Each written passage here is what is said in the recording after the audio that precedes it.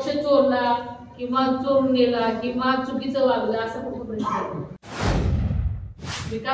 विकासाचा ह्याला आपण साथ दिली पाहिजे, ह्या हेतूनच आदरणीय दादांनी ही भूमिका घेतली।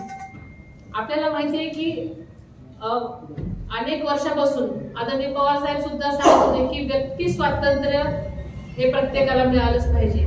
आपण संविधानाच्या गोष्टी सांगतो, लोकशाही आहे म्हणतो आणि रोज आपण लोकशाहीच्या गोष्टी ऐकतो।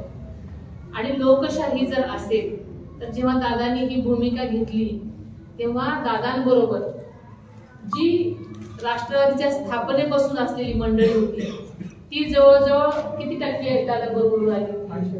80% लोक आले। मग जर लोकशाही जर असेल 80% जर लोक दादांबरोबर आले असतील तर मग इथे पक्ष चोरला किंवा चोरून नेला किंवा चुकीचं वागलं असा कुठला प्रश्न नाही। मग आपण लोकशाहीच्याच जर गप्पा मारतो तर मग लोकशाही नक्की कशाला म्हणायचं? तर हे सगळं आपण सगळ्यांनी सुज्ञ लोकांनी ठरवलं पाहिजे। शिवाय आपण म्हणतो की व्यक्ती स्वातंत्र्य, विचार स्वातंत्र्य आणि विचार स्वातंत्र्य तर आपणच आम्हाला सगळ्यांना शिकवलेलं आहे। आमच्याकडे प्रत्येकाला विचार स्वातंत्र्य आहे, प्रत्येकाने संविधानामध्ये प्रत्येकाला विचार स्वातंत्र्याचा अधिकार दिलेला आहे असं आपण म्हणतो।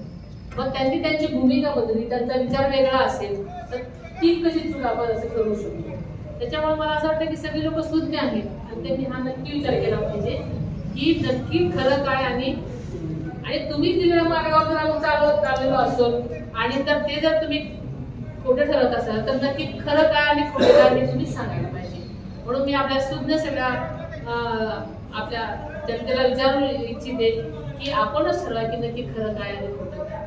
म्हणून मी आपल्याला सांगू इच्छिते की दादांनी घेतलेली जी भूमिका आहे ही सरकारमध्ये असलं तरच आपण कामं करू शकतो आणि आदरणीय मोदी साहेबांना जर पाठिंबा द्यायचा असेल आणि आपल्या जनतेचा विकास तळागाळापर्यंत करायचा असेल तर एक विचारांचे सरकार असणं, एक विचारांचे केंद्रात आणि राज्यामध्ये माणसं असणं गरजेचं आहे, खासदार असणं गरजेचं आहे।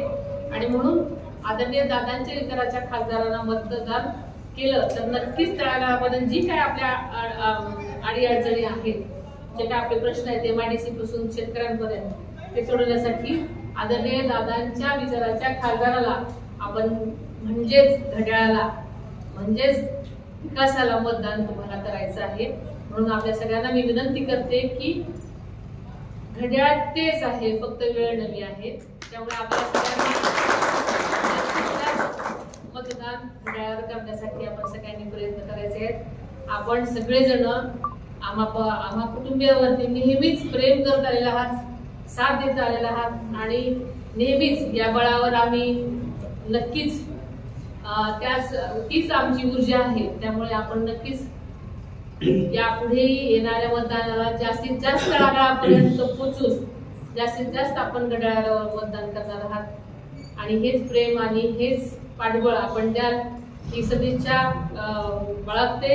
आणि आपण सगळेजण इथं आलात, मला आपल्याला बोलायची संधी दिली त्याबद्दल मी आपल्या सर्वांचे आभार मानते। धन्यवाद।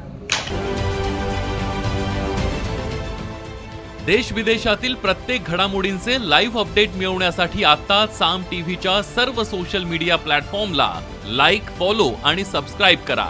तसंच सर्व नोटिफिकेशनसाठी बेल आयकॉन प्रेस करायला विसरू नका।